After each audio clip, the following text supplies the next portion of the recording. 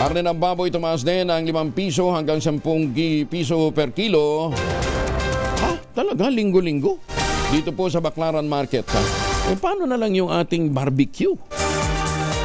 Alamin natin ang latest na mga presyuhan dyan mula kay Giselle Ricaport, RH15. Giselle, good morning. Good morning, Goyang Angel. Patuloy sa pagsipa ang presyo ng karne ng baboy dito sa Baclaran Market sa Parañaque City maski matagal nang tapos ang holiday season. Ang laman o kasin mabibili sa 380 pesos kada kilo mula sa 350 pesos noon.